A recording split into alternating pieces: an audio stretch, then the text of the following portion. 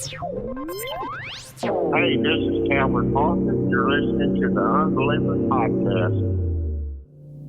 There were several groups. One of the principal ones was the reptilians from the Orion complex. Without any exaggeration, it was like being on fire inside. Rats were eating you up inside. This stuff was in my mouth. It felt like it was 500 degrees.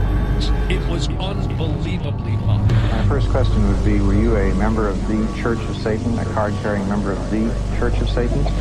I don't understand. There's always an argument for everything. You know, just because somebody can fake something doesn't necessarily mean it's and we found a life form. And that's when I started shitting my pants. So for the person who called, I am carrying an alien. An alien baby. We covered right here, okay? Okay. Something is happening. What is it? That's the question. So do UFOs exist? It depends on what you mean exist.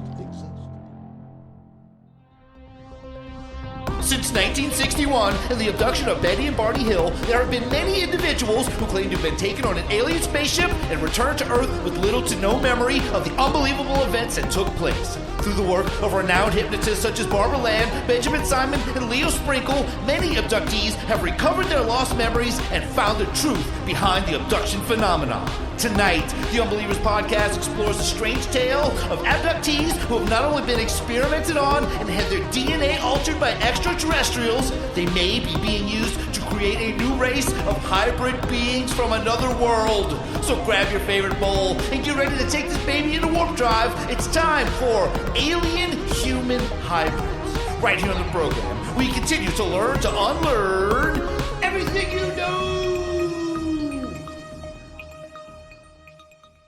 Hello and welcome to the Unbelievers Podcast. I'm your host, Rus Ryan, and joining me as always is my co-host, Drea Mora. Hello, Drea. Hello, Russ. Hi, and returning guest, Pete McCarthy. What's up, Pete?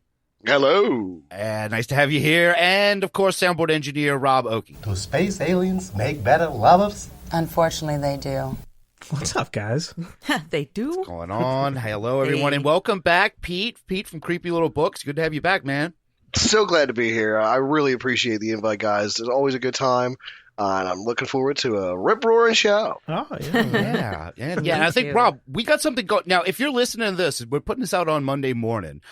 Tonight, this Monday night, we will be doing something special, right, Rob? Yes, tonight. If you're listening to this, like the day it comes out, which is Monday, tonight on Twitch, we will be doing a commentary track for Signs, which was voted on our Patreon by our true Unbeliever patrons.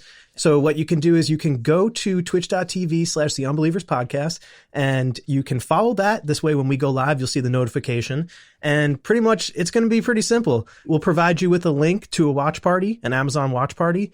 You can click that link, and it'll sync up the viewing with us as we watch it. So basically on Twitch, you won't be hearing or seeing the film. You'll just be hearing us doing the commentary. Oh, that's how that works. Just because of the way that, this sounds complicated. So somebody, so much fun. Listen, it's so going to be worth jumps it. in, it's just going to be silence. It's just going to be pictures of us watching a screen and then occasionally saying something. Yes, well, there'll we'll also have be text, I'm sure, saying like, we're watching a movie. Yeah, it'll be very clear what we're doing when we're not insane when you go to the stream. But there'll also be a timer. I'm going to include a timer so that anybody who's not able to watch it live with us when we're doing it, you can watch it anytime and hear our commentary ramblings anytime you want over Signs. Man, I love technology. Yes. Over the M. Night Shyamalan classic Signs. Yes. Apparently there's a twist, so I don't know. I don't believe it. I'll believe it when I see it. We're not going to spoil it.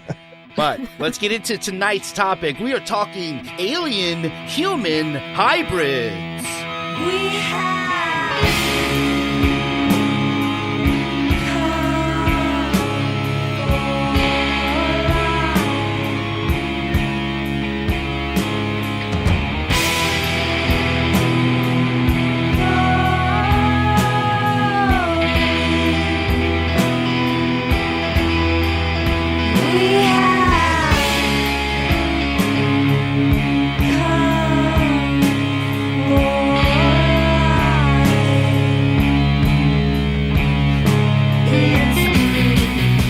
Okay. Of course, the breeders, because tonight we will be discussing the alien abduction phenomena, and more specifically, alien abduction cases that involve the creation of alien-human hybrid children.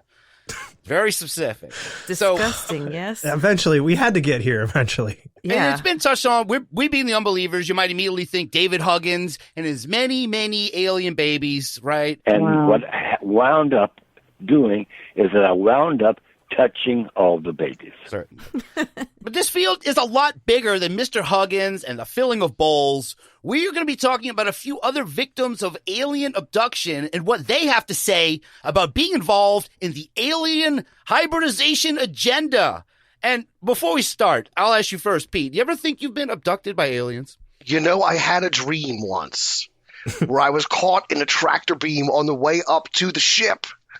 And then I awoke in my bed with sunlight beaming through the blinds. Now, I don't know. Some people suggest that I may have experienced an abduction phenomenon, but I think it might have just been a bad dream after listening to too many paranormal podcasts at night. You might need to talk to a hypnotist about this. What about you, Drea? No, I've never had the thought at all. No. I've had times where I fall asleep and I think that I'm asleep for way longer. And then it's only been missing time. 2 minutes. No, the opposite. It's only been 2 minutes. It's like I get extra time. That's even worse. So you should talk to a hypnotist as well. What about you, Rob? You know, it's hard to tell because when I was younger, I was very afraid of being abducted by aliens. Like very, very afraid. And I don't know where that stemmed from. It could have just been from watching too many episodes of Unsolved Mysteries. Yes. Probably that. Or like watching, Fire in the Sky, any of those, films that traumatized me. E.T. All those films that traumatized me. That was when I was a small trauma. child. So it could be that. Or I always think that maybe, I could have also gotten abducted possibly, and that's why I was so scared. I don't know, though. I don't have any memories of it, so. I think you should probably talk to a hypnotist. But I don't know. I'm scared of that. I'm actually really scared of that. Our first subject for this evening is a woman named Audrey Hewins, who was featured on a Bio Channel documentary called Alien Encounters. And Audrey's story begins in Athens, Ohio in 1979 when she's just a young girl who was having strange visitations while she's laying in bed. Here is more about that from Audrey Hewins. I would be in my bed, usually. I would hear voices coming down the hallway. The voices were of my parents, so I got comfortable thinking it was my parents. I remember seeing a bright blue light come under the door. And shadows, actually, of something standing outside the door. And I realized that it was not my parents coming in.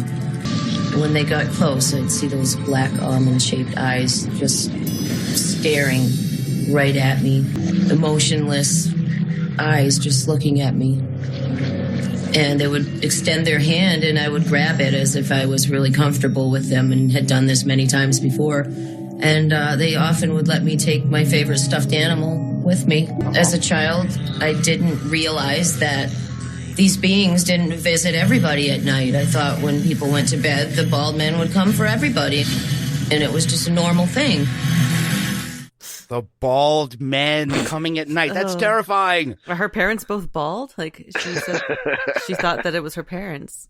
I like that they let him take the stuffed animal. Like, you can pick your favorite toy. We're going. Come on. Yeah. That's the least they could do. That's good of them. That's decent. That didn't seem like protocol. That seems like I've never heard of that before. That like they caught feelings for humans. Well, they're just like, would you like to take anything with you? Like before we go, you got anything else you want to grab? Grab a snack before we go. I don't know if you have. I want to take my teddy bear. Like, no, that usually they're letting their emotions get involved. Yeah, usually they're just like they come in and they literally blast your mind so that you don't see anything or you don't know what's going on, and they just take you. I don't know. I thought the bald man came for everybody. Yeah.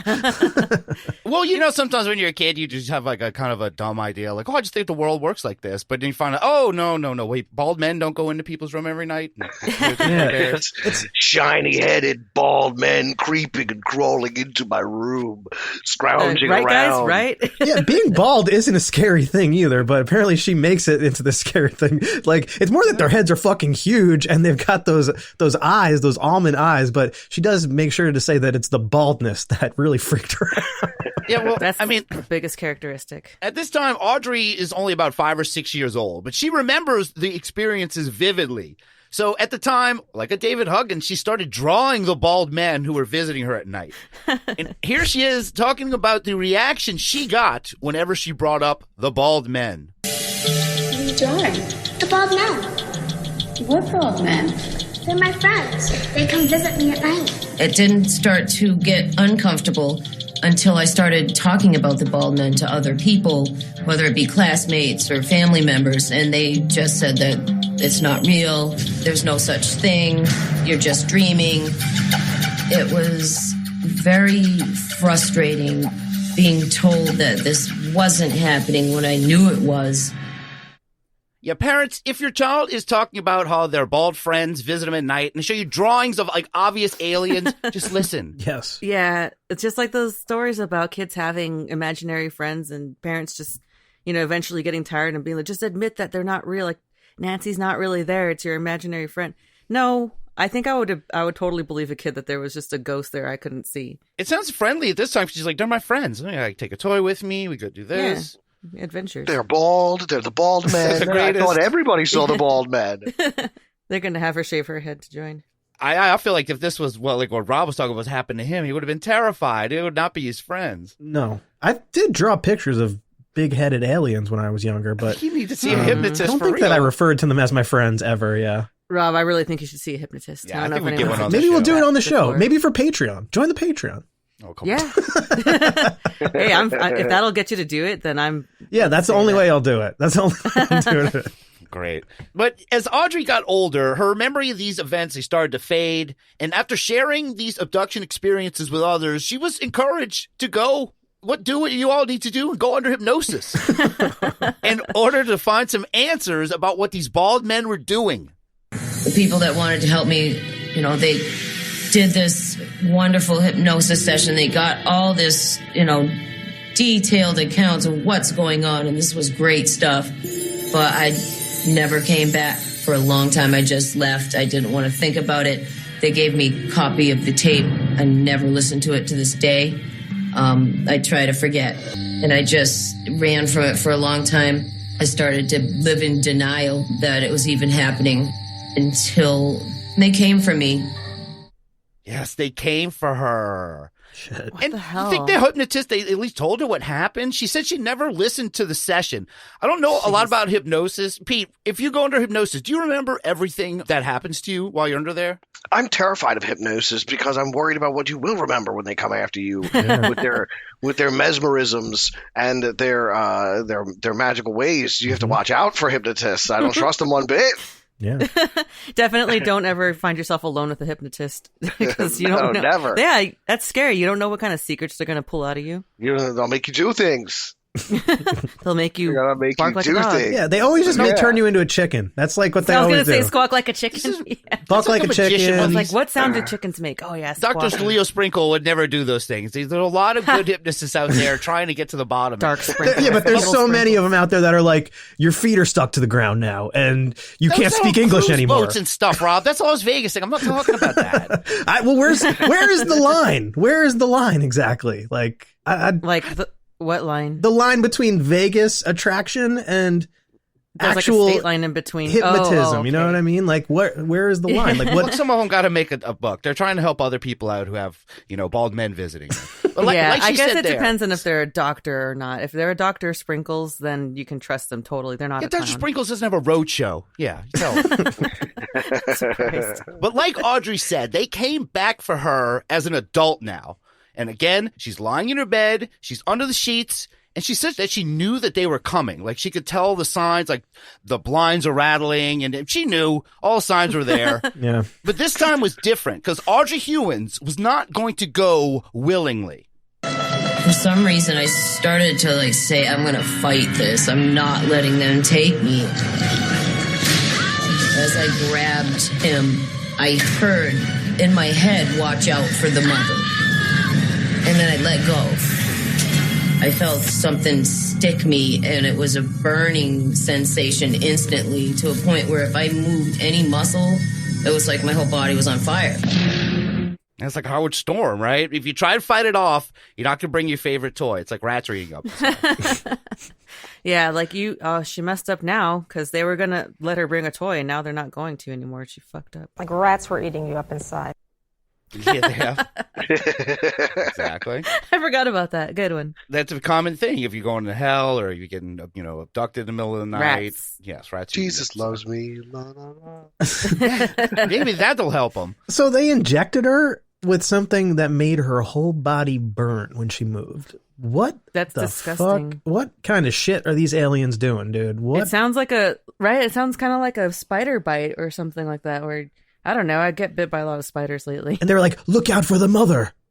Yeah, right? Ew. Totally look out for the mother spider. This is the worst.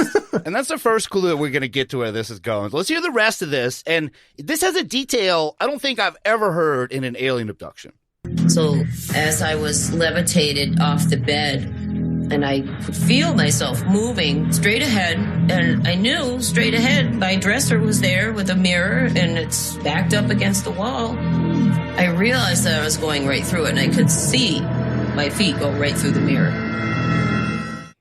Yeah, she went through the mirror, almost through the looking glass. Sounds very dreamlike. Or magician-like. Maybe the hypnotist could use this in his act, Rob. Where is Randy when you need him, man? Rest in peace. Amazing Randy. He would have figured this out. I don't know, man. What are they doing? Now they're putting people through mirrors? Why are you going through the mirror? Pete, you know a lot about abductions and stuff. Are there other cases of people flying through mirrors? There are cases of people moving through solid walls and through closed windows. The whole through the looking glass aspect of this I find very fascinating, but also highly bizarre. Yeah, why? Why through the mirror if you could go through the wall, guys? And maybe it's something that they're just planting in their head as, like when you're dreaming and then say it's like it's raining outside, or you might think that it's raining, but really it's your dog drooling on you. Yeah. Things like that. Like it's what your subconscious interprets Yeah. that's happening. Okay. Yeah. Alice in Wonderland happened to be on TV. Yeah. She happened to be on drugs. Or the mirror just happened to be there. Like they were going to bring her through the wall anyway, and they're like, "There's a mirror there. No, we're not moving that right thing. through That's that the back thing." of the ship. Yeah. Right. Like it's part of the whole going through a wall. It's like, well, yeah, there just so happens to be a mirror. Good point. They're like, "We parked the UFO in the back of the building, so we got to go through this wall to get over there. So we're really going through the didn't mirror." think it Sorry. And after floating through the mirror, she is levitated outside and into an alien craft. And there, the aliens, they try to reassure her that they mean no harm. They just want to alter her DNA. No big deal. The next thing she remembers is having her eyeball removed. They ain't even showing us. That's not okay. You take her whole eyeball out and they stick a needle into the socket. It was it was freaking gross, man. I'm not playing that. So after that, because there's a lot of screaming in this. Jesus. After they take her eyeball out, she blacks out and she wakes up back in her bed.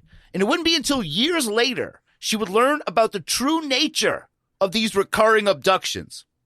Years later, I started to have physical problems from it and actually had to, undergo various surgeries because of unexplained scarring in my tubes and ovaries and uterus. There was just, the doctors didn't know what it was from. There's just scarring in there.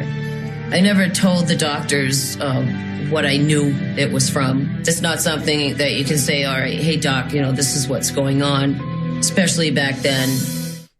There it is. So she's being abducted for what sounds like alien reproductive purposes. This is a lot more grim than David Huggins to me. Yeah, because at least David was allowed to not just be conscious during it. He liked it. Yeah, he seemed pretty consenting of it. Like, oh, hell yeah, Crescent's this back. Is awesome. Yeah, Crescent is a floozy, though. That's why, because Crescent was kind of enjoying it. These guys are like, this is all business. That's why. I have a theory about Crescent, though. I think it could have been any number of them. They all just shared the wig. That's a good point. That is a really good point. Yeah. So you might have to correct me, Pete. I don't remember David Huggins getting his eyeball removed either. He did get his nose probed. They did probe his nostril. True. Yeah. That's true. That's just a he said that was not. At this point, yeah, that's pretty basic. Maybe. Not that big of a deal. I had the one because twice maybe last they week. have that virus over in their planet, and they have to figure out if we have it here, and then maybe they brought it here. Oh, man, now you're bringing it up. These hybrids have brought it here. Yeah. Son of a bitch. I didn't mean to go down that route. I don't know a lot about tubes and stuff like what she was talking about, but that doesn't sound good. It sounds like there's something bad was going on. To be honest, she doesn't really lady. know she doesn't sound like she knows that much about it either. She's just as big. Tubes, tubes and stuff. My tubes are all scuffed up. That's I'm sorry. That sounds terrible. Ovaries up there. Yeah. Yeah, that sounds like some surgery's gone wrong. Like when you get your tubes tied and you're not supposed to have kids anymore, and then they become untied. Like vasectomies that go wrong. It's kind of like that. That's what it sounded like she was talking about. That's alien vasectomy in that world for sure. But it sounds like it's more like the way they scarring. And stuff, no, this scarring, sounds rapey. Yeah, there's horrible. It does sound rapey. I'm sorry to go there, but yeah, it does. No, it sounds a little dark. I had the R-ish. same thought. I think it all is. And even though Huggins enjoyed it, that doesn't mean that it was still violating. Right, he was tricked into liking it. That's what it was. He's just desperate. It was consensual with Huggins. That's what it really is. It was more of a consensual thing with David Huggins. He was down just to get. I mean, he lost his virginity to an alien, and he did not sound like he was unhappy about it. He was down to clown. He brags about it He to was this stoked. day. Of course, he paints it every day. He couldn't get his pants off fast enough. Exactly. That's true. That is right? true. He was like, all right, sure. So, he was happy. We got to throw a little honorable mention to Elizabeth Clarer and her space lover, Akon, because they also conceived a space child that would have been a hybrid as well. The OG. She was romanced, brought on the ship, flown around. Yeah, she actually was in love and everything. What happened to chivalry in the alien hybrid world? It's all just business now. I hate it. Akon lyrics. Oh my God. During one of her many abductions, this lady, Audrey, she found herself in some kind of cocoon. It did remind me a lot of Fire in the Sky, what they show her in. Didn't remind you of Cocoon? Didn't remind you of the movie Cocoon? She was in No, because she was on is that a a movie? spaceship. She wasn't at the bottom of a pool with Wilford Brimley, That just right? cracks me up that you were like, she was in a cocoon. It reminded me of this other movie from the 80s. Not Cocoon. So she's in the cocoon, not the one from Cocoon, the one from Fire in the Sky. And she would actually see what she described as an alien human hybrid. I realized that I was in a cocoon surrounded in gel. I looked through the gel and the cocoon. I'm looking out into the room, and I noticed that there's some grays in there. And I couldn't tell exactly what they were doing, but I was distracted by a small girl. Looked like a small child, but it was what appeared to be a hybrid of a human and a gray alien. She was really strange. She wasn't dressed in the same clothes that Grays wear. She was dressed like it was old-fashioned clothes, maybe 1800s. It was confusing. She had period clothes. Maybe this UFO is haunted. And abduction's scary enough, but a haunted UFO with old-timey ghosts in it? Gets weirder. I'm thinking maybe they dressed up the kid in a way that they thought, they're like, well, make her wear human clothes, but they just couldn't get the year right. They could take ovaries from you and float you through the thing. They couldn't find like a period specific dress. Well, you know how they're insensitive. Fashion is very cyclic, where like it comes back around styles, and I just think that like way far in the future where they come from, we've come all the way full circle back to like 1800s farm clothes. girl. Yeah, like Totally. everybody dresses they like were they're trying to be Amish. on trend. Yeah, a Victorian bodice. Yes. Yeah. They look. We don't know. They're actually a lot more knowledgeable about our fashion trends. Like they're way ahead of us in fashion. So we can't even keep up. We'll go back to the Renaissance days and doing peasant tops, and then they're already on Victorian shit. It is like we need to take notes. It's exactly the opposite of what you expect, though, from like an alien hybrid human. I want a silver jumpsuit. Yeah, you expect like a jumpsuit, and then they come out in full on old school clothes. Like that just blows your mind. You don't even know like, what to think look at at the that embroidery on that. Yeah, the so ruffles exquisite. and lace. Yeah. But even though, like she said, is confusing, the assumption here is that this would be one of her space daughters, correct? Mm-hmm. It's kind of the vibe we're getting here. Yeah. Seems like. Oh, totally. Sure, it might seem obvious to us, but not so much to Audrey Hewins. As I was looking at her, she looked at me, and I felt almost like a kind of connection with this child, and she came right up to me. It was not just an interest, it was a connection, like a deep connection, and it felt a familiarity with her. Yes, it's your daughter, Audrey. That's the connection. Why do I feel a kinship, and why is my ovary scarred? You look my a lot like me cervix as a brutalized? Yeah. She's having a hard time with this. It's really throwing her off those old time clothes. That's bizarre. It's a bizarre experience she's going through here. I don't know, like. I get what you're saying, where she should kind of connect the dots and realize what's going on here, but it's very fucking weird. You got to also give it that. Like, this is not a normal experience. Yeah, like, I understand how she shocked. would be confused in this situation. She's taking it pretty well, all things considered. Exactly. Yeah, that's what I think. She's just, she doesn't seem like she's not freaking out. She's definitely confused, but like who knows what the process is of going to that place where they're at, and your weird space daughter's there. Like, yeah. She's probably not thinking clearly. She's going to have that Maury moment where she finds out that you are the mother, and I think this is going to change. She's like, son of a bitch. Not how I wanted it to happen. Even with all these terrible things that this woman is being put through, she still thinks that the Greys are benevolent beings. And she thinks that they're just doing all this to help mankind. Here she is defending the alien abductors. I've had a lot of time to think about what they did and how angry I was. But if they were really going to do it to hurt me, then why would they take the memories away? Why would they care? You know, why would they care? They would just let me remember. Yeah, maybe they like to be kind of like a secret. This is such a weird defense.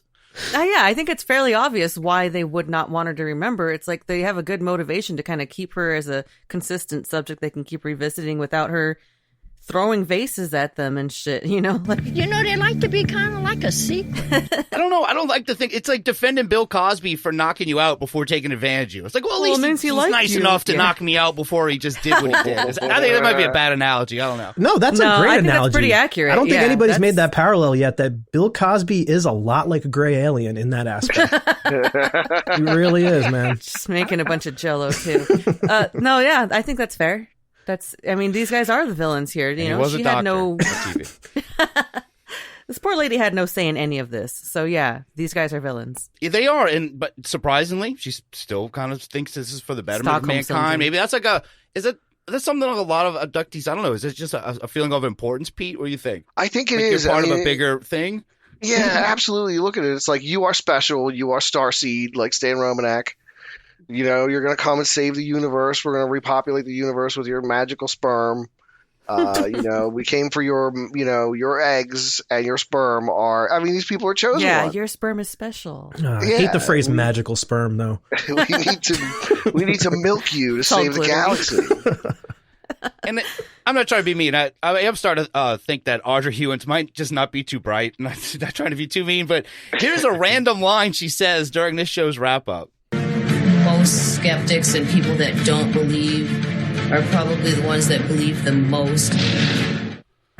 Okay. What are you talking about? I know what she's saying. All those skeptics, they are faking because they're actually the most scared of this. Like, come on, Audrey. They're like, oh, because it happened to them and they're just going to be the most vehement, like, you know, methinks the lady doth protest too much type thing. Yeah, they have the most to say against it, and they're probably hiding something. I don't know if it works. I don't agree. I don't think it works in this situation, really. No, I don't agree with it, but I think that's what she's trying to say. Yeah, and play soundboard 1, because she had another good one-liner like that. If you don't believe now, then just wait a little while. Okay. You just told us. That's gold. Wait a little while? How long is a little while? Just a little while. It could be your whole life. Just chill. It'll happen. If you don't like it, you could go pound sand. Yeah, she told them. She did tell us, yeah. But this isn't the only paranormal show that's going to tell the story of Audrey Hewins. Listen here as she shows up somewhere you might not suspect. For Bridgewater locals and twin sisters, Audrey and Debbie Hewins, daily life resides at an entirely different address than most of us will ever know. I've always wondered all my life why this would happen to me and my sister. I have no idea why. I mean, it could be random. We could have been prepared for this previous to being here. We moved from Ohio, being innocent children. We moved into the Bridgewater Triangle, and we went down the wrong path. Wait, sister? Bridgewater Triangle? Like, what's going on?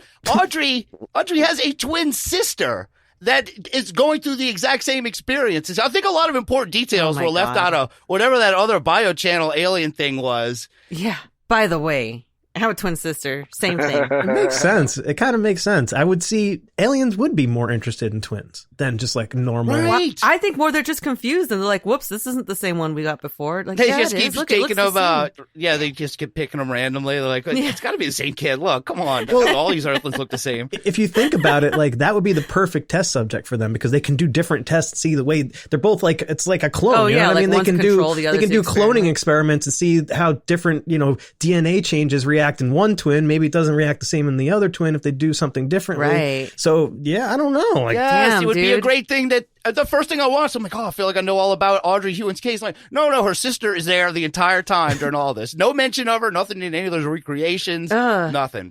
I'm a twin. That scares me, but then I'm like, okay, so yeah, I was a twin, but my twin actually died in the womb, so it's like maybe that's something that I have to be like still. They're not going to care about the fact that a twin is just one single twin. So I've escaped, right? I'm cool.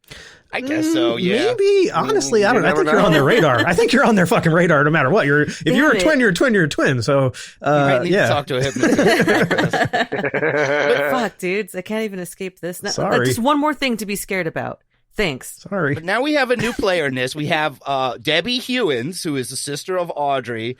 And at the end there, she's the one who said that they went to the Bridgewater Triangle and they went down the wrong path. I think she might have actually been literal. Like, they might have hiked down the wrong path and got abducted. It's hard to tell with these two.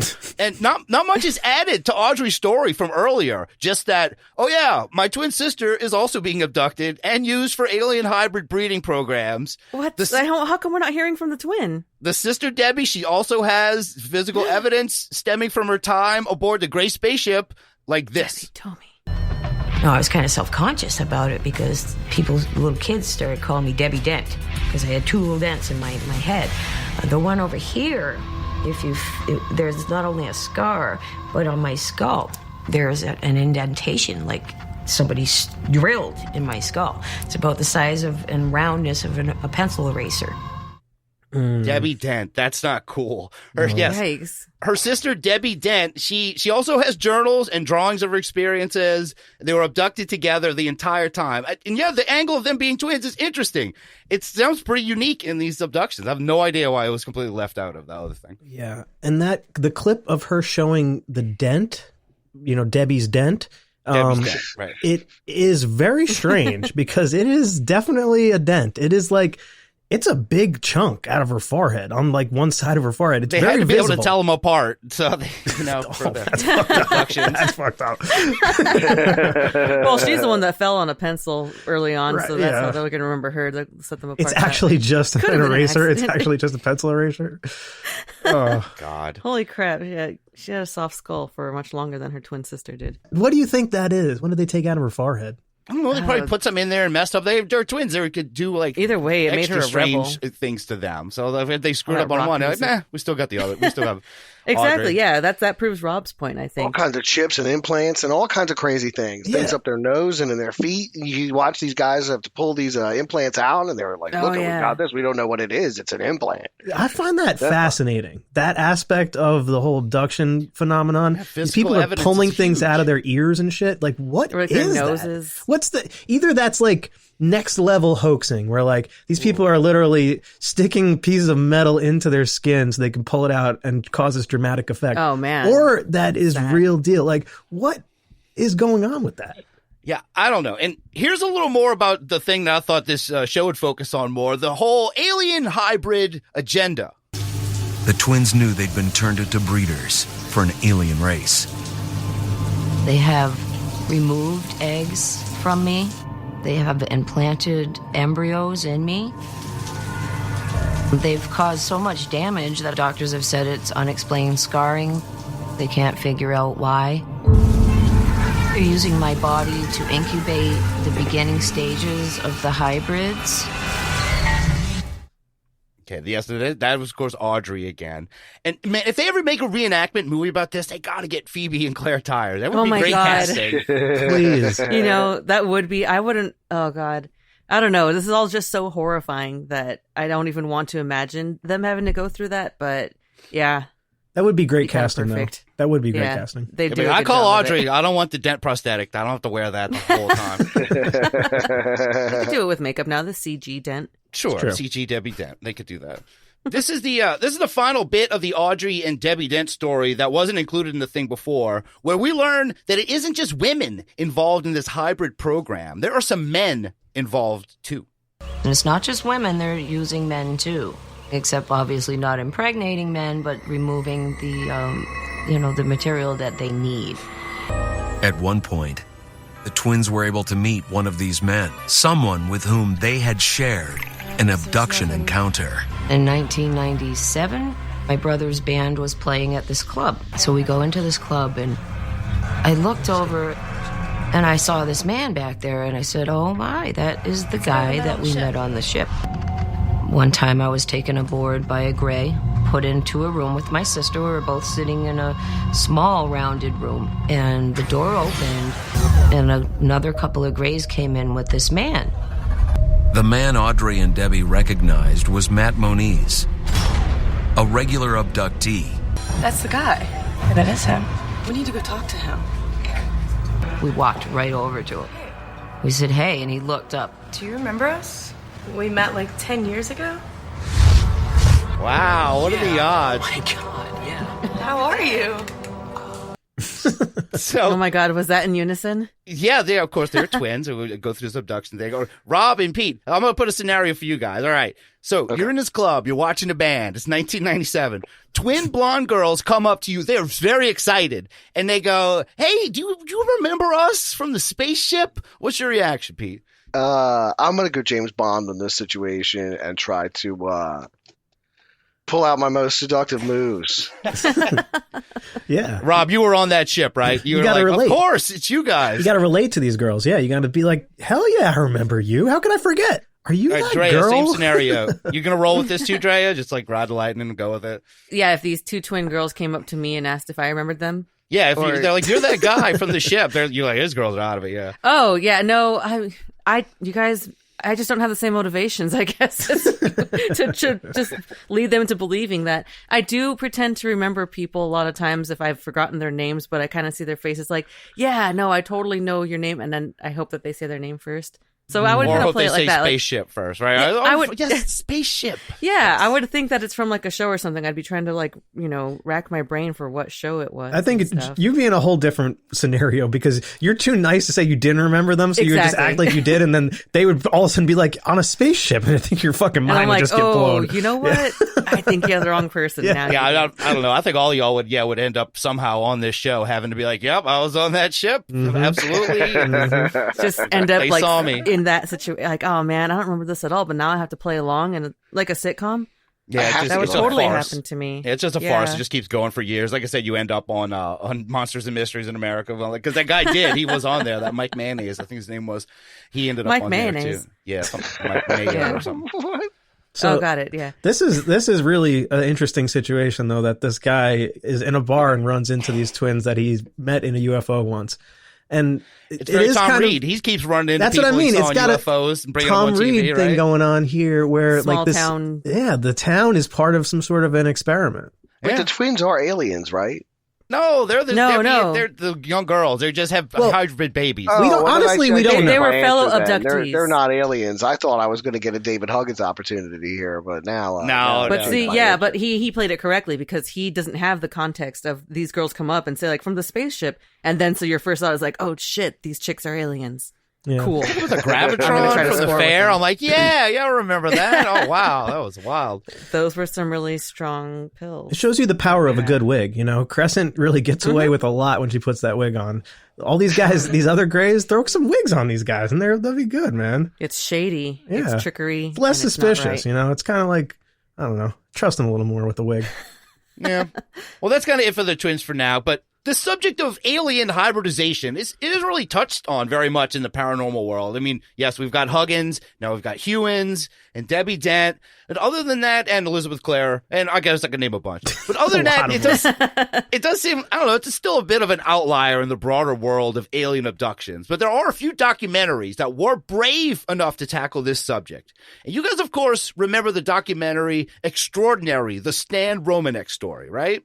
Oh, of course. Oh, yeah. It's my favorite. That piece of shit. Yeah. Oh, my God. Yeah, I quoted him earlier today. Hello? Yeah. That's it. Well, they didn't stop with just Stan Romanek.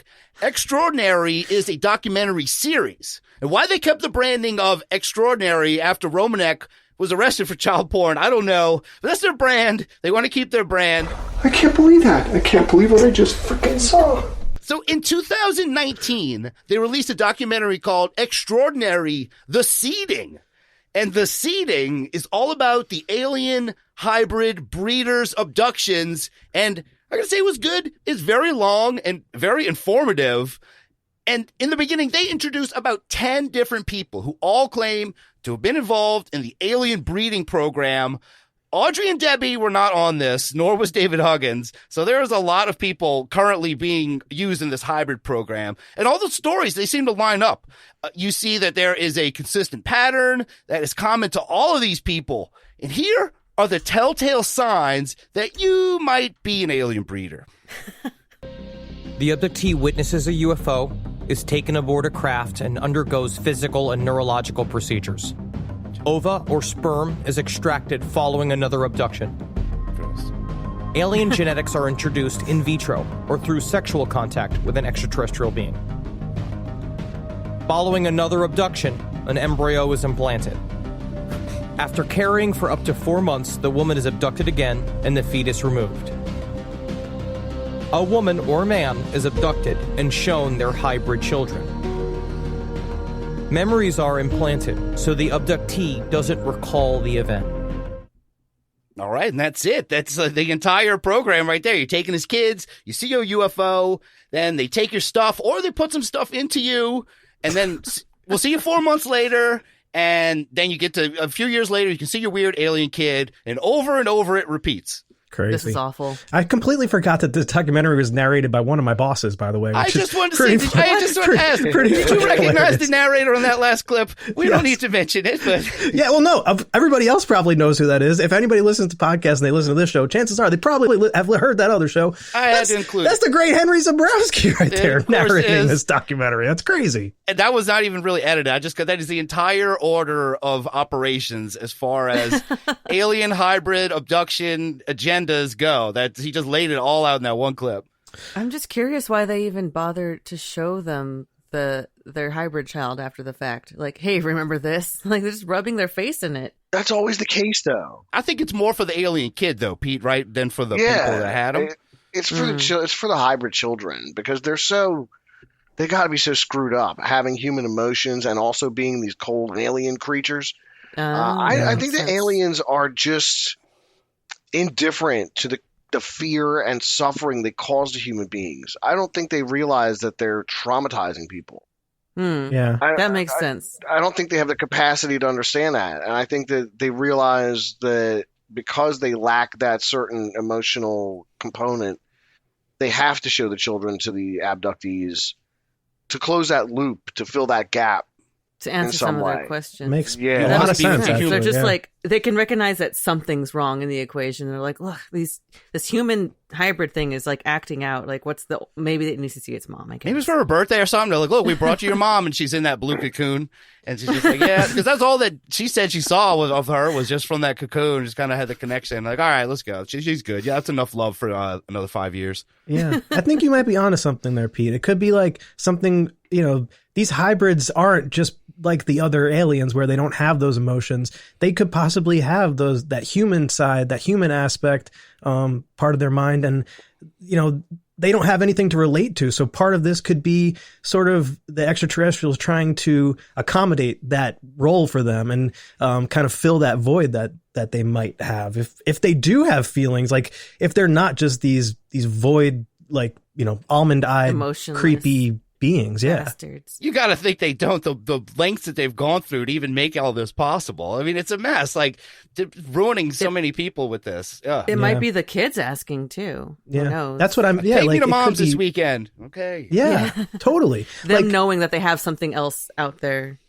That feeling that I would assume that like someone who's adopted has about like wondering about their parents. Like I could see an alien hybrid child kind of having those same sort of basic feelings of being like, where do I come from? What am I really? And that would be a good way for them to learn. We need to get these questions answered for Rob about where he really comes from. Will help.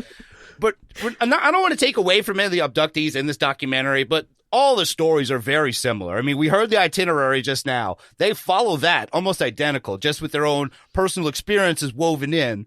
But one abductee that stuck out to me was a guy named Rob Fullington. Yes, a Rob is being used by Alien to make alien rod hybrids. It's terrifying. I like this guy. So here is Rob Fullington speaking on the events that led up to one of his abductions. My wife and I were staying, in the motorhome here, and I hear in the back garage, to get into the garage, something jiggling the door handle, right? And I'm like, oh shit, no, man, you guys, because at this time I'm starting to realize that I'm being taken, so I'm staying up to avoid being abducted, and just this intense fear. And all of a sudden I hear something coming into the garage, and I'm like, oh shit, they're coming into the freaking garage, man, because everyone's sleeping, right? It couldn't be anything else. And you can hear the little footsteps going through out in the garage, tinkering around and shit inside the garage. And I'm like, oh, I'm not going to sleep, but I am going to sleep because there's something making me go to sleep, right? So I'm blacking out. This guy's an abductee, but I like that he can kind of laugh about his situation. He is the best. He is the best in this whole documentary. This guy, I love taking him. it so lightly. I love it.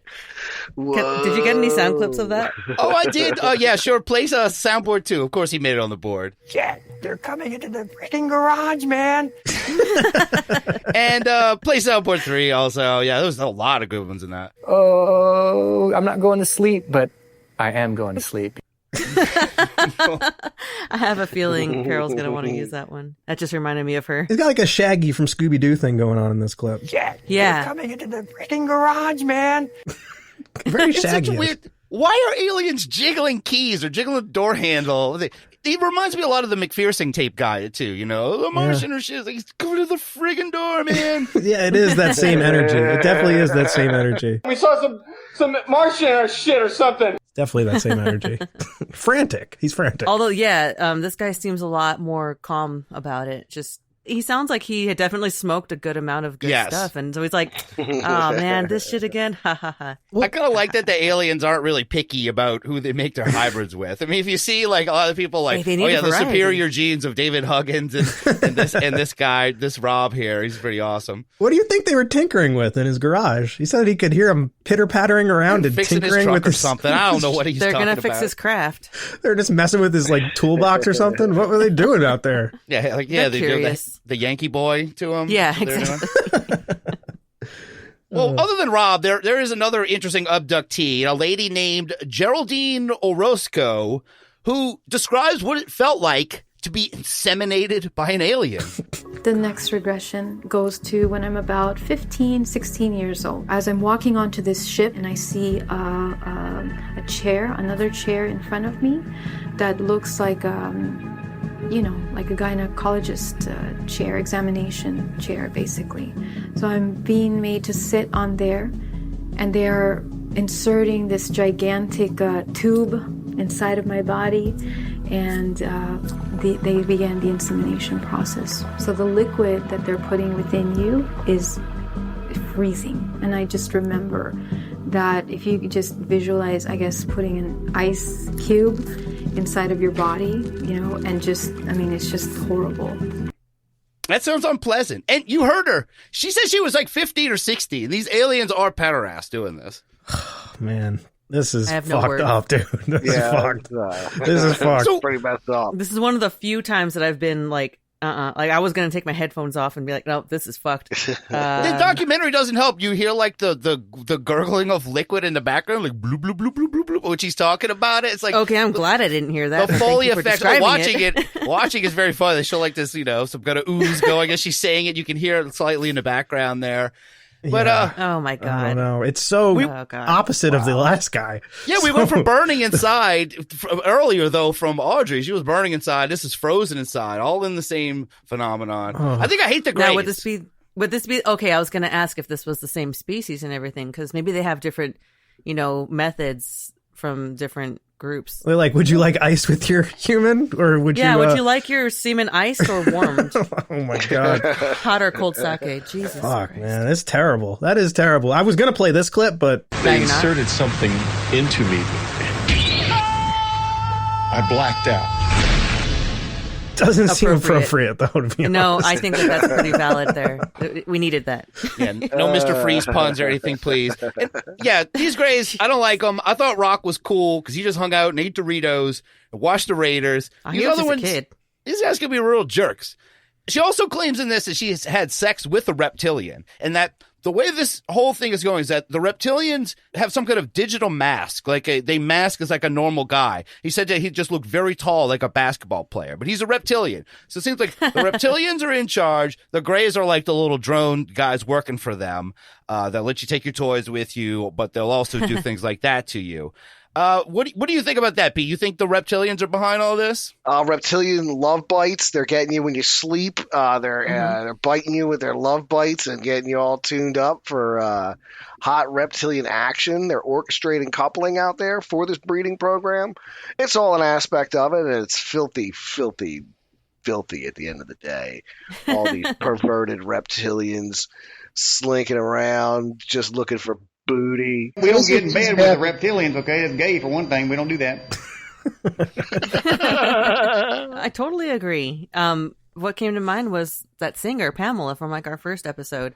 And she said that basically it shows people what they want to see. She's like, oh, it was like this guy who looked like a Greek god. And then it turned out he was a reptile. Well, I guess she liked the basketball player. I mean, he was tall. Exactly. I mean, girls like tall guys. I think that's pretty universal, so. Well, maybe not. Drea says no, so who knows? I know. I was like, I agree. I can't really say anything. I mean, usually, like, how often you see a girl be like, I need a nice short guy. I like a real short guy. You know, they're always like, I like a tall guy. Sure, big they're not like shoulders. lusting after like, oh my god, he's so short. That's so hot. That's what I mean. It's like, you don't hear that ever. But a lot of people can put that aside. Like, it's not the end all be all. You know, personality is the number one thing, and if they have scales, they're not correct. That's spiny. He's awesome. And I really hadn't heard that much. That the reptilians, they have what they describe as like a projected human like face, but it's like a digital thing, and sometimes they'll look like Nordics. It sounds really David Icke or like V, the TV show, even though I think they just wore like a skin kind of human mask over. But the guy you like a lot, Abductee Rob, he also has had encounters with these reptilians posing as Nordics, having Greys working for them. One time, these secret reptilians, they let him into the cloning chamber of a spacecraft that had a bunch of tall Grey Zeta Reticulans inside of tubes of blue liquid. And here is Rob's reaction to being in an alien cloning room. And they said, oh, here's our cloning chambers. I was like, cloning chambers? Oh, I don't like that either. That's not cool. I've had an experience where I woke up and I was inside of the tube, right? And I looked down, and I'm in this blue liquid, and I'm going, wait. And I see my hands, right? And my hands are these long fingers, white skin, and I'm like, is this me? And I'm all, oh shit, this is me. I'm wiggling my fingers. Oh shit, this is me. And I look out and there's all these beings like going, oh shit, they're like scrambling around, and blackout. So there's something there. I love all of his stories end with and blackout. It's like, and scene. That was it. And fade to black, yeah. A lot of Cristo vibes out of that, huh? It reminds me of our boy Cristo. I think play Soundboard 4. I think I got something from that. Oh shit, this is me. I'm wiggling my fingers. Oh shit, this is me. That's great. That is fantastic. It's this very casual way of accepting all of the information. Like, you could tell he was freaking out, but like you said, he has kind of a good attitude about it. Was he turning into a Grey alien? I don't know what it is. He thought, he's in the tube. I guess he's seeing himself as a Grey, and his fingers are moving around. He's saying, oh shit, I got fingers now. Oh, he's got a VR helmet on for the first time, and he's like, oh my god, look, I'm in the game. This is me. I'm wiggling my fingers. Oh shit, this is me. Oh, well, another person that was featured pretty heavily in this is a woman named Barbara Lamb. And this is a woman, she performs hypnotic regressions to abductees. She is a modern-day Dr. Leo Sprinkle. Actually, she's very old. I think they were probably contemporary. She's very old. I know. She was featured on the I Don't Know podcast. He talked about her a little bit. Oh. So here she is bringing up someone that I think we know. Some people have many hybrid children. Just last night, I regressed a man who had discovered he had 336 hybrid children. I think we know that guy, right? This is David Huggins, Pete. That's him. Is that a head? Who's going to put all these kids through college? Exactly. There it is. Well, they were talking about all that ejaculate they had earlier. We know We went to this room. the king. There was of this ejaculate, bowl this on guy. this table, and I was supposed to ejaculate into the bowl. Yeah, these shows are saying like the man's stuff. They're not getting like that bad in this. Mm-hmm. That's why he Never wasn't said allowed on this. He was ejaculate. going to smut it all up. It was painful sex, but I did it. 40 years. You got your own thing. Go sell your paintings. We got some people like that you're going to have some empathy for. And as traumatic as this experience is to these abductees, the one part that a lot of them seem to be very positive about is that whole part where you get to meet the hybrid children. Even though they've put through all this trauma, almost universally, all of them, they see these big-eyed, stringy-haired kids and they also say that these things would not pass as human. The hybrids would not pass as human, but we love them. They're our kids. And I guess that's nice, however brief these meetings are. Would you want to hug your hybrid, Pete? I don't think so. I don't know. Come on, he needs you. I don't know. You're trying to get him on your show, I right? don't know. You know what? Let me give you the standard Maury Povich answer, since we were Maury a little earlier. I will step up to the plate and live my responsibility to my hybrid children. Aw. It's a good, The that's good, responsibility man. that was given to you. Yeah, you didn't sign up for this, but you're here for it. Very big of you. That's right. I'm going to stand by my hybrid child. There you go. Aw. That's a good guy Maybe right they there. give them that memory because of all the trauma that is on top of this. They at least give them one thing where they're like, well, this is one nice part about it. Is like I actually got to meet the kid. I don't have to actually raise it. I can just see it occasionally. And I'm like, good to see you, kiddo.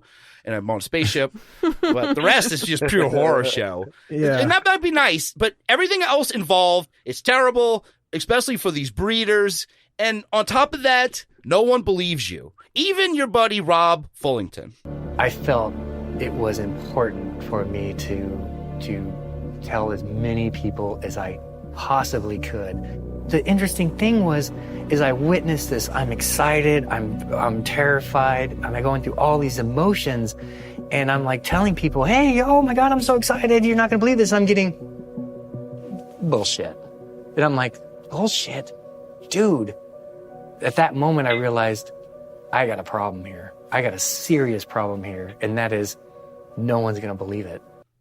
And it is the worst when you're all excited to tell someone a cool story. No, you're full of it. That never happened. Yeah. It's frustrating. Yeah, you got to choose your friends and your comrades. What's the word I'm looking for? Confidants. Your circle, you have to choose. Yeah, you got to choose who it is you confide in and really be selective about that, because that's the worst. I think it's Soundboard 5, Rob. You can use this on us sometimes. Play Soundboard 5. Bullshit. I love the dramatic music right before it. Yeah, and play Soundboard 6 because then I'll just say bullshit, dude. Bullshit, dude. Yeah, that's great. But overall, I gotta say, I did really enjoy this documentary. There's a lot of it we didn't talk about in here. This extraordinary, the seating. I'll recommend it. Yeah. These abductees, though, they seem to genuinely believe these experiences happened to them. Some of them got very emotional and brought to tears. Rob cried in it. So I'm keeping an open mind for this. I do feel really bad for these people, especially after this rousing speech we're about to hear from abductee Melinda Leslie. I know an abductee I know multiple abductees who've been divorced over this subject, and I know one whose children when she went public, her children disowned her. There's no reason to go public about this other than to help other people that have had it happen and try to convince a public that doesn't want to hear it that this is real. But you guys, this may have everything to do with the future of the human race and where we're going. Educate yourself, be open-minded, read, go to a UFO conference, see the researchers, present the good evidence, make up your own mind. Don't let anyone ever tell you how to think. Right. We're thinking for ourselves. But damn, it's a good point. A lot of people go through divorces, losing your children. You get shunned for even saying some of this stuff. Yeah. Like, I understand how she's saying, like, I think that you can be out to some people, about it. There's like support groups, I'm sure, for this kind of thing. There are. She actually runs one. The woman who was saying that, she runs support groups. She says they do monthly meetings where they can. It's good to be in an environment of people either like-minded or have gone through the same experience, which makes us feel believable. Totally, because it's going to be hard to find a therapist that believes you. So that's like the next best thing you're going to get. And then, to go completely public with everything like that, you run the risk of losing people in your life, and is that really worth it? I don't know. It's never happened to me, so I don't even know what to say about it. Well, like I said, hypnosis, we'll find out. Maybe we can go to the meetings too. Get hypnotized. It makes me want to infiltrate one of those things. Like, I know it's probably a terrible thing to do, but like, it would be so interesting to see. Yeah, that is a terrible thing to do. It's totally a piece of shit thing to do, but it would be so interesting to get a like firsthand look and to like be a fly on the wall of one of those meetings. Yeah, make sure they're not just checking notes and like making sure they got their story straight and stuff like that, like going hardcore and going Stossel or a Geraldo on them. It's just fascinating. Oh, yeah. It's fascinating. And I would love to see, I love like just listening to them and hearing their stories. This documentary is great. The Seeding documentary. If you like abductee stories, this is like probably one of the better abductee stories. Hey, Extraordinary's coming back. Stan Romanek's out of the picture now. Extraordinary's nowhere to give it up. We didn't really even mention that, like, the producer, the guy who made the first one, he made this one. For whatever reason, he really is like dedicated to that Extraordinary thing. He could have dropped it. Literally has a convicted child molester attached to the first one and was like, you know what? I'm going to keep this thing going. Let's just pretend. Let's like reboot it. Let's reboot he's like, Extraordinary. He's the one that sucks. I bet he was so disappointed when he found out about Stan Romanek because, he spent all this money, this guy's producer, doing this whole thing. And then like, oh, shit. Yeah, but you might have also been like, man, so many people are going to check this out now. His name is in the news. Like, it's huge. Yeah, it's scandalous. The quality flip, though, from that first documentary to this one is so night and day, though, because that first one, if you remember the Stan Romanek documentary, didn't have like, he had like printed out pictures out on his deck and he would like take a picture through the window. Oh, God, it was awful. But then this one is like completely on a different level as far as the production goes and like their evidence and the people who they talk to. It just seems so much more legit than like anywhere near what that first documentary was. He's I do learned feel a for lot. These people. Yeah, from especially Rob. It was hard to watch him cry. Shout out, say Rob. that.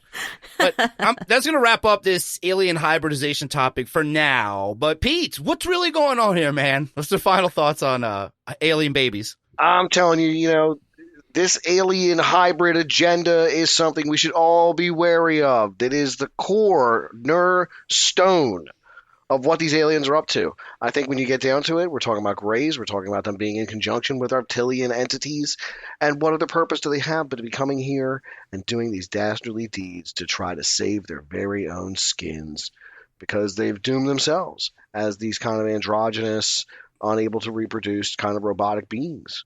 And who knows where they originally came from or how they got that way, but I think that's where they find themselves at now, and we are nothing but a natural resource to them to be exploited for the purpose of creating these hybrid beings. Yes, is that it? That's the thing. No one really knows. Are they here to save their own race? Are they trying to, like, maybe after a couple of generations, these hybrids be able to blend in enough to just live here? Maybe peacefully, maybe benevolently, because they can't go anywhere else. Maybe they just want to be more attractive. I don't know. I think I'm naming all the stuff I'll put in the poll. There we go. I like that.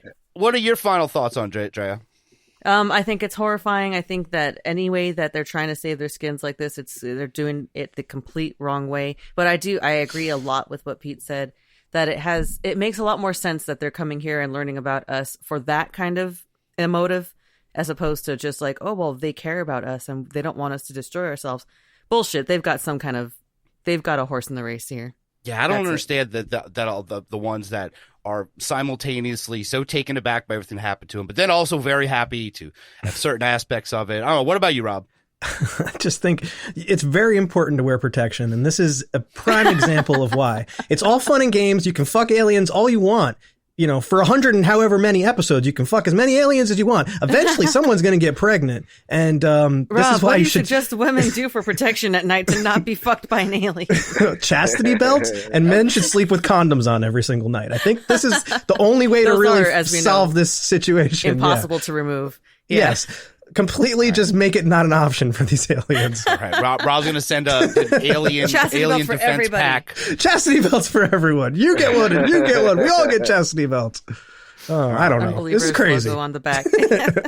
We all need hypnosis after this. So go and answer this week's poll. It'll be, why are aliens creating the hybrid children? Is it to save their race, to blend in on Earth, to become more attractive? I don't know, all of the above maybe, and of course other. So go to UnbelieversPodcast.com to vote and bye for now. No bye, no aloha. Gone with a rock promoter.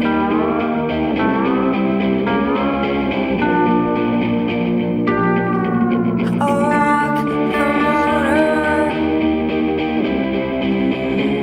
I know I saw, and now may die.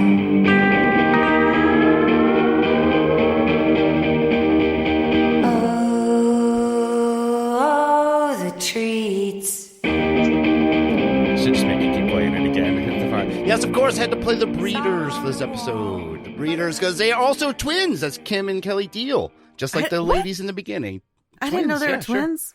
What? I think they are, pretty sure. Just like Audrey How and the hell Debbie did I Dent. not know? I feel like such an asshole not knowing that all this time. Debbie Dent does sound like a punk rock girl name. It does kinda. sound pretty punk It does. Like that's pretty badass. If you're a punk rock girl and your name is Debbie, you're trying to come up with the name Debbie Dent. There you go. We gave Debbie that one. Dent and the hybrids.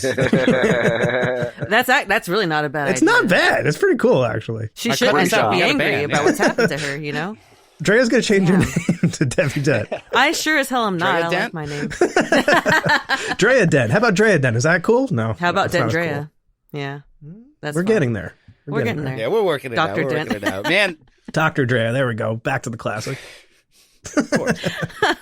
Of course, it's full circle. She'll hypnotize you, Dr. Drea. Watch out. Yeah. Shit, I wish. I feel Oh my like it's God, weird. can you imagine? That's a lot of power. yeah, she definitely could. Yeah, could fit in the Marvel verse too. Also, maybe Oh, yeah. some witch thing or something. Don't get me started. Come on. No, you don't. Please don't. get down that path. Don't get me started, man. We're not. But yeah, and I know there's so many, more people with stories like this and other things similar. I feel like, man, I don't know how these episodes keep devolving into the grosser subjects of things being removed from people and cows getting all cut up. And No every idea. week How they get into it, that's the topic is horrible. I have no idea how we Starts end off up that there. I have horrible. no I don't know idea. where are these guys. I just want to talk about And then these you have us degenerates talking about it. these stringy hair kids. I don't need to hear all this gross stuff. Oh, man. They took her eyeball out in that thing. Yeah, put her eyeball forgot back. about that. Come on. Thanks. Let's get out of this now. Let's do something else fun. It's time now for the Unbelievers voice mail bag. The Unbelievers mail bag. Ooh, right in the mailbag. Hey man, check your mailbox. Hey, you got some new mail over here. Mailbag. The mailbag is cool. Mailbag. Sup, bitches? It's mail time. All right, as always, one of our favorite segments. We got some fun voicemails, right, Rob? Of course. Every week. No we get the commercials voicemails. for other podcasts, hopefully, this time? No commercials for You'll other find out. podcasts. Yeah, that's the one thing that it doesn't tell me is that if it's a commercial for someone else's podcast when I look at the preview. Can't really flag that, can we? It's tough, but yeah, Joshua P. Warren got a freebie last week. It's not going to happen this week. Son of a bitch. Here's our first one. We might as well just get right into it. Hey guys, this is Nick Aristavi. I am going on a walk right now, so I thought I should call somebody so I'm not walking alone in the dark, all scared. Smart. I just want to say hi. I love the show. Episode 104 just came out. I haven't listened to it yet. I just finished 103. I'm way behind because I was catching up on all the Patreon bonus episodes. You guys are killing it. Every freaking episode, I am just loving. I'm going back telling my wife all about it. She loves it. She's very happy that you guys are doing the show too. Maybe I can get her to call in and share some of her stories. But I did want to actually share a story of mine. Just wanted to see if you're interested.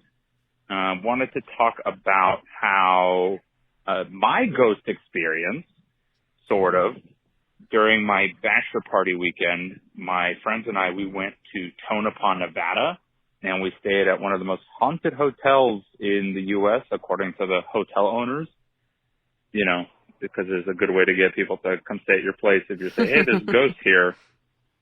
But it was a really interesting experience. Did some fake ghost hunting because I am not a professional. I got a spirit box. I got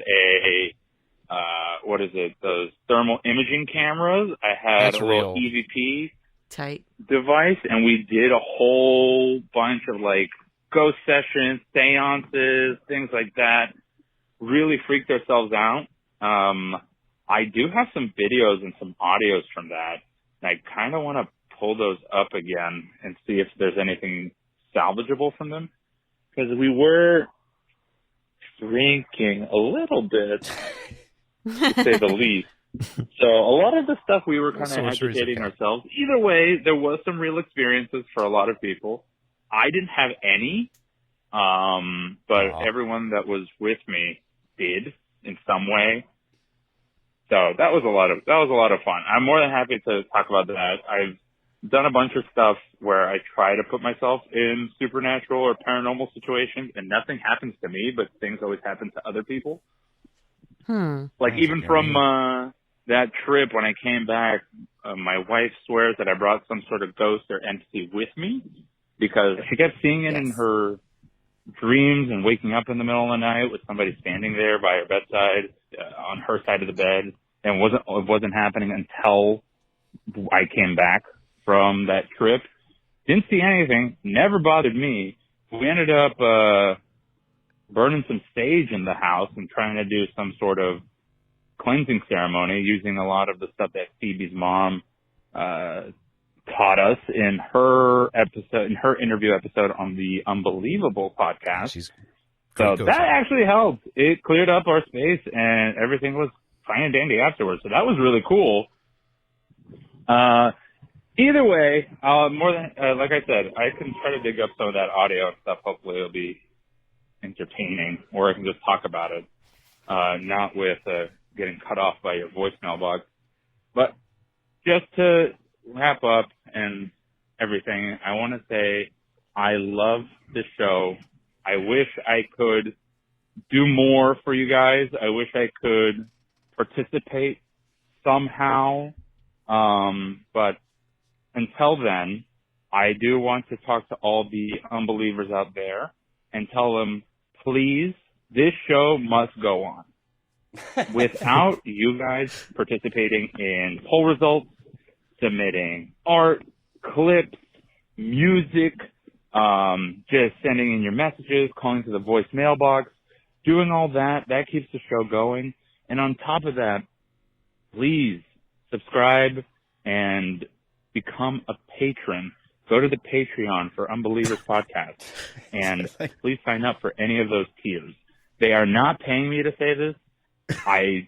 Not at all. I am just personally, I am a patron and I would love to have this show continue. I'd love for Rus, for Drea, for Rob, Jude, whenever he's on again. I would love for all of them to be, covered with the show so they can keep sending out some cool merch to us, so they can do maybe some trips in the future when the world reopens. There we go. And we should help to keep everything afloat. I listen to hours of the show every day, pretty much, because I'm still catching up on episodes, and I get a lot of value out of it. So I'm spending as much as I can to help support the show as much as I would They clipped him again. They got him again. Thank you so much, Nicholas Aristabi. And he has been, the show gives him some values. He has a little value for value. He has been designing some really killer logos. They look like baseball or jersey logos of things we've talked about on the show. Like he's got the New Orleans Red Dragons logo for Matt R. and his reptilians. He's got a great Hodag design. I got to see if he'll let us put that in the store. There's a Hodag, looks like a jersey. It looks amazing. So thank you so much for those nice words. Really appreciate it. Really nice, man. We'll have him on the show at some point. We got to talk to him, man. He's a great. Sounds like a great guy. The ghost stories and stuff. Like, I'm sorry to have to early plug myself, but like Spirits and Spirits would love to have you on and hear those kinds of stories and more. There you go. It's perfect. Get those EVPs he's probably got from there. He probably got his money's worth staying in a haunted hotel. Yeah. Sure. You got to bring a ghost home. You got to go get some sage and everything. Yeah, people usually have to pay good money to bring a ghost home. He got it for free. Yeah. That was usually try not to, but very cool. Extremely nice. Like too nice. So very cool. Yeah, extremely really nice. So nice. Yeah, that was very, very touching. We have one more we do have voicemail one this more? week as Okay. well. Oh, all right. Hey guys, this is Corrupted Mask. I really didn't have a good answer for the poll results this week, so forget that. But in keeping with the topic of the Dover Demon, you may remember a while back I had that long drawn-out plan to play a prank on my crazy coworker.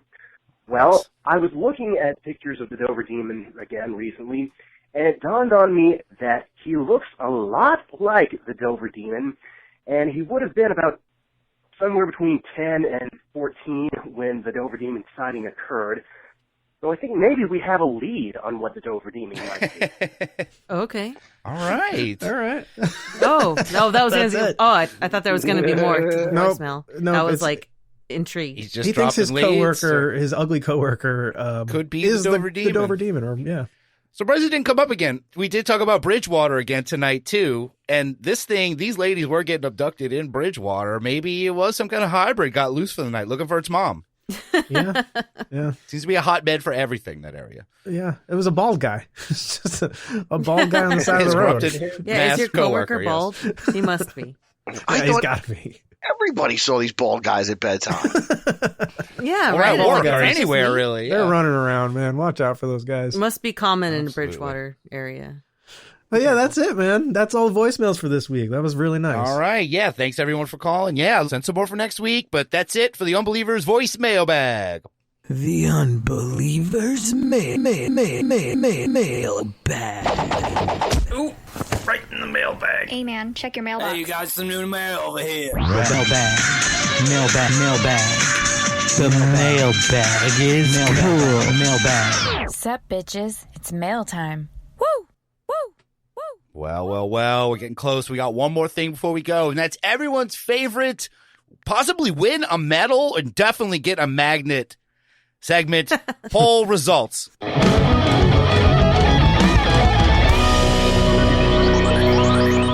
This week's poll, what was the Dover Demon? And the choices were unknown creature, a teenage hoax, slender loris, an alien, or other. I'm going to ask you, Drea Mora, what do you think the Unbelievers said?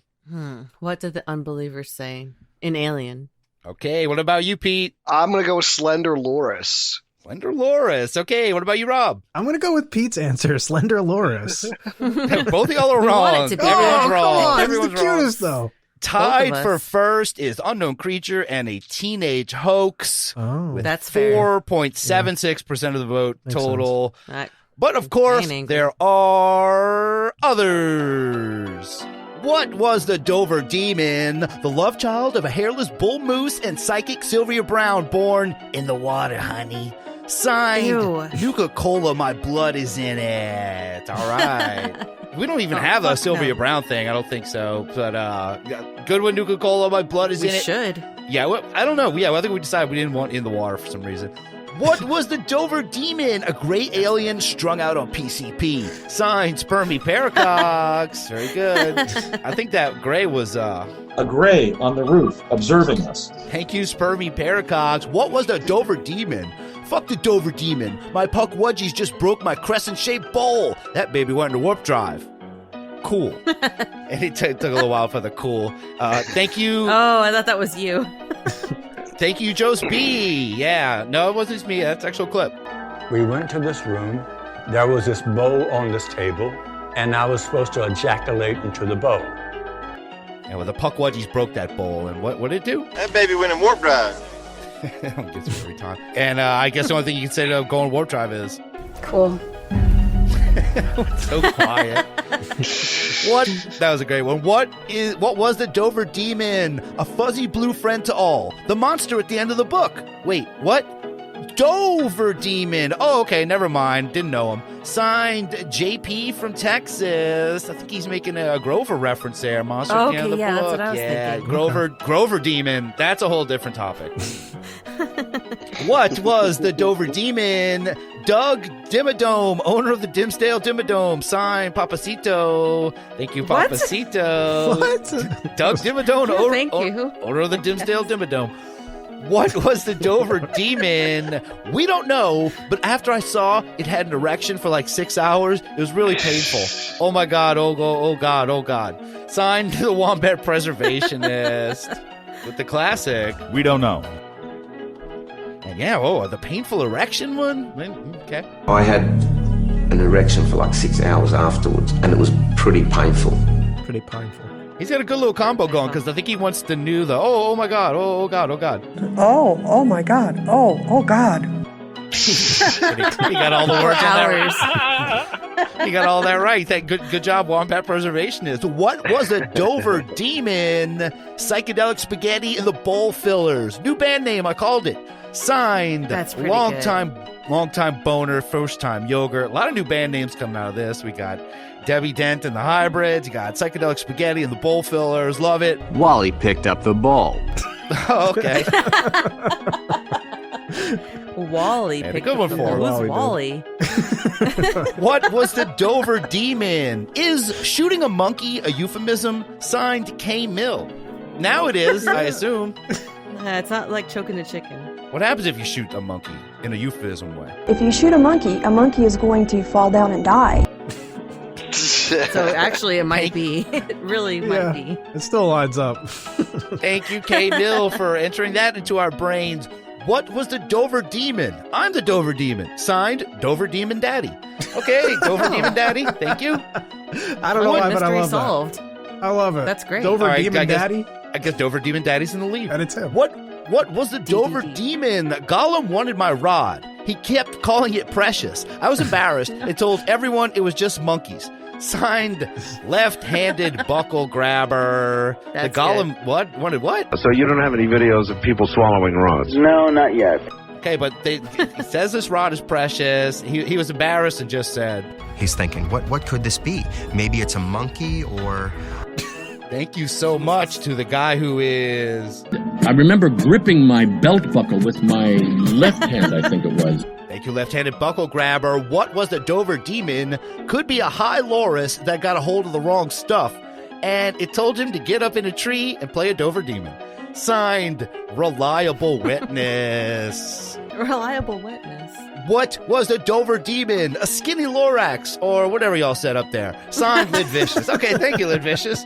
The skinny Lorax. What was the Dover Demon? Just a guy in a suit, like the time I pretended to be human. Signed, Harley Warren. All right, Harley Warren. Oh, no. That's not okay. We love our Harley Warren. Yeah, and he hasn't hit us with it all year.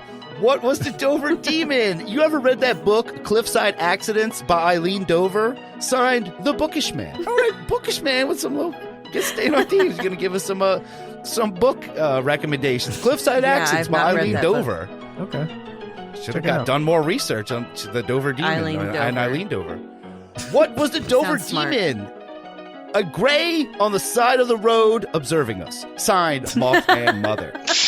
A gray on the roof observing us. Yeah, we got Dover Demon Daddy and Mothman Mother. Man, they're going to have to hook up. What was a Dover Demon? It was a demented tulpa of Bullwinkle. Signed, Masked Blogger. All right. Yeah, I get that. Remember the baby It moose? might be a kind of tulpa. Dover Demon might be a type of Bullwinkle. There's lots of possibilities. Lots of stuff. What was the Dover Demon? Fuck you, Beverly. Slender Man my ass. Bend over from my Massachusetts. I think he's signing off. Bend over from my Massachusetts. And, I like that sign off. And he just wants to say, fuck you, Beverly. Yeah, Slender Man my ass. I say that too. What was a Dover Demon? I think those people just misidentified Sarah Jessica Parker. Signed, Voodoo. Oh, poor Sarah Jessica Parker. Of course. That's not. Why does that always have to be on there? She's a fan of the show too. Yeah. You finally found the actual appropriate way to use that name. I don't like it. What was the Dover Demon? It was probably a monkey or a horse or an alien/jackalope hybrid. It was definitely half ugly motherfucker. And I was all, what? Signed, Blue Box UFO. That's a final one for tonight. A lot of good ones in there. Let's hear them. He's thinking, what could this be? Maybe it's a monkey or... You might be thinking, horse? Monster? Half human, half like fucking ugly motherfuckers. It's like... Wait, what? All right. Thank you, Baron Davis. Thank you, Blue Box UFO. So many good ones tonight. As always, I really appreciate it. And this year, everyone's been killing it with the poll results. It gets harder and harder every week. So I'm going to go over them real quick. We had Nuka-Cola, My Blood is in It with The Love Child of a Hairless Bull Moose and Psychic Sylvia Brown, Born in the Water, Honey. We had Springy Paracox, A Gray Alien Strung Out on PCP. You had Joss B with Fuck the Dover Demon, My Puckwudgies Just Broke My Crescent-Shaped Bowl. That baby went in warp drive. Cool. We had JP from Texas with A Fuzzy Blue Friend to All, The Monster at the End of the Book. Wait, what? Dover Demon. Oh, never mind. Don't know him. We had Papacito with Doug Dimmadome, owner of the Dimsdale Dimmadome.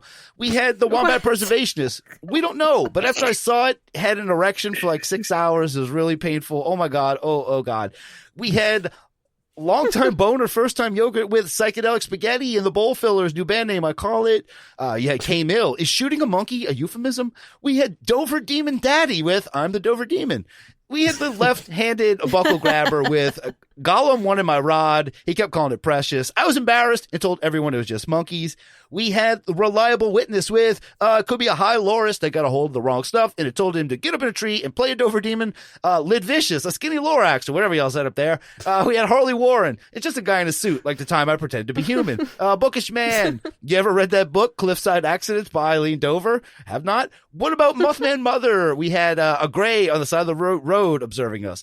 You had Mass Blogger with, it was a demented topa of Bullwinkle. You had Bend Over from My Massachusetts with Fuck You Beverly, Slenderman My Ass. We had Voodooed with I think those people just misidentified Sarah Jessica Parker. And finally, we had Blue Box UFO with it was probably a monkey or a horse or an alien jackalope hybrid. It was definitely half ugly motherfucker. And I was all, what? Wait, what? So many great ones to choose from tonight. I'm going to ask you first, Pete McCarthy. Who do you think won this week's poll? I think I'm about to go with Doug Dimmadome, Homo de Dimmadome, or whatever that was. Okay, so you got Papacito with Doug Dimmadome, owner of the Dimsdale Dimmadome. What about you, Drea? Yeah, I'm going to actually second that, Papacito, because I got so confused, yet it cracked me up so bad. It would have been Dover Demon Daddy, though, just because of the alliteration. That's coming in a close second. All right, what about you, Rob? I'm trying to decide between Dover Demon Daddy and Lid Vicious, because she called him a skinny. She called Skinny Lorax? Skinny Lorax instead of a slender Lorax, which just cracks me up. That is pretty funny. Yeah, I don't know. It's tough, man. I'm going to go with Lid. I'm going to go with Lid Vicious in this one and leave it up to you, Russ. All right. Well, I'm actually going to go with you. I don't know if Drea, if it's good enough for Drea and it's good enough for Pete McCarthy, I'm going with it. Congratulations, Papacito with Doug Dimmadome, owner of the Dimsdale Dimmadome. You just won this week's poll results. All right, we've come to the end of the program, but before we go, Peter McCarthy, do you have anything you'd like to say or plug? Oh, well, definitely. First of all, I want to say thank you guys so much for having me here. It was always a great time, and I really enjoy the chance and opportunity to hang out with you. Anytime. And I would like to advise everybody to go check out the creepy little book on YouTube. I consider myself the master of mysteries and the antiquary of the arcane, and you can find everything from the esoteric to the extraterrestrial on my channel every single night at 1 a.m. Eastern Standard Time, except for the weekends when I squeak them in a little bit earlier at 11 p.m. Eastern Standard Time. But we are there every night, including holidays and weekends, so come and join us for a great conversation. Yes, go check it. It is a wonderful show. I love watching Pete's take on things, great storytelling, really fun community he's got going there. What about you, Drea? Anything to say or plug? I mean, I'll get back on Spirits and Spirits. My other podcast, which we would love to have Pete on too. We didn't forget about you. And anybody else who has any like spooky stories or anything that they even want to talk about, just even if you don't have a story, just come and talk to us. Spirits and Spirits Pod on Instagram, and we're also at Ghost Drinkers on Twitter. Excellent. And what about you, Rob? I'm just going to say, check out all the shows that I'm working on these days. Check out Spirits and Spirits. Check out Baby Yoda's Escape Pod. And then you could check out Brighter Side, Kind of Fun, and No Dogs in Space if you want to hear some of the stuff I'm working on. Punk rock. Good deal. And that's it for tonight. The Unbelievers podcast host today were Drea Mora, Peter McCarthy, and me, Rus Ryan. Our producer and soundboard engineer is Rob Okey. You can get our tarot cards at UnbelievablePodcards.com. You can go join that Patreon by going to patreon.com/UnbelieversPodcast. You can follow the show on Twitter at UnbelieversPod and Instagram at UnbelieversPodcast. Our Facebook group is the Unbelievable Podcast Network. And go check out our merch store at TeePublic. There's a link in the description. It's all kind of great stuff. Hope we got some new stuff coming up soon. And thank you so much to our patrons: Mothman Mother, Jeffrey Hartramp, Luis Payon, Scott E, 8-Bit Melody, Jenny Dyer, Christopher Balderrama, David Egelhoff, Pam Z, JT Spranklin, Vic Voss, Little BB, Dr. Ortega, Sharky Xmas, Tyler Ventura, Adam Dvorak, Corrupted Mass, Michael Phillips, Riri Exile, Carol Valley, Manny, MQ Ultra, CJP, Braden Hitt, Raymond Rowell, Todd X, Christopher Panici, The Moon, The Judgy Moon, Mike Henry, Bryce Cronenberg Jr., Dawn Bright, Shannon Ferrigno, Tom O'Connell, Mark Braun, Mike, Donna Bantz, Jenna Stevens, Cat Chaos, Jason Kelly, Michael Armenta. Did I say Brian Ashton? I'll say it now. Brian Ashton, Jackass. It's getting so long, but I love it. Wombat Preservationist. Our official music advisor is Pandora3373. Our official composer and theme song creator is Unbeliever Aaron, a.k.a. Aaron Shilb. Go follow him on Instagram at @TheAaronShilb. Our official graphic designer and card maker who designed our logo is Raymond Rowell. Check out his work at PRaven Creative on Twitter and Project Raven Creative on Instagram. Our official Unbeliever without a title is Nicholas Aristavi from voicemail earlier. Our official Unbelievers Raising Puck Wudgies is Joe Filler. Our official Hawaiian paranormal investigator is Green Finhawk. Our official resident Sagittarius is Kozanton. Our official Madman is Unbeliever Adam. Our official Mothman enthusiast is Michael Shields. Our official Unbelievers Move On Inside Man is Chris DeMarias. Our official Unbeliever Peacefully Eating a Hamburger is Michelle Durham. Our official Ghost Hunter is Amelia Childs in Ghost Hunting in New England and Hubie Halloween on Netflix. Our official Unbelievers Time Traveler is Taylor Nelson. Our official Senior European Correspondent is Kay Mill of the I Don't Know podcast. Our official Guardian of the Bench is at Kraken Stacker. Our official Alien Bopper is Nunchuck Bob. And this week's Unbeliever focus is 8-Bit Melody, who was very excited to hear that Rob is doing live watch parties when the new episodes of WandaVision come out. Now, unfortunately, it airs at 3 a.m. on Friday, and the only commentary he heard from Rob was, "Oh, I'm not going to sleep, but I am going to sleep." Good night. Oh, man. Good night.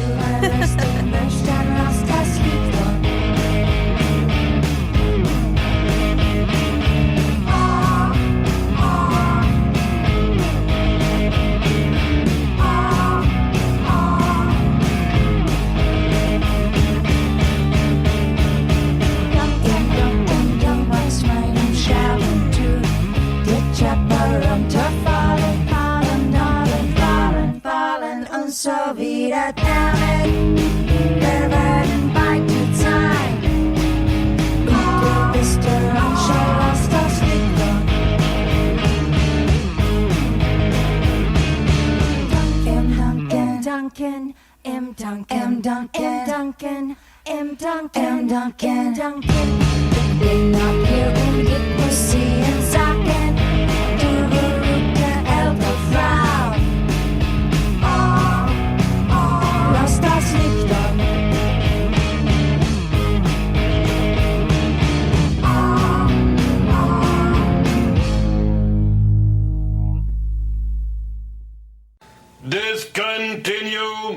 Discontinue!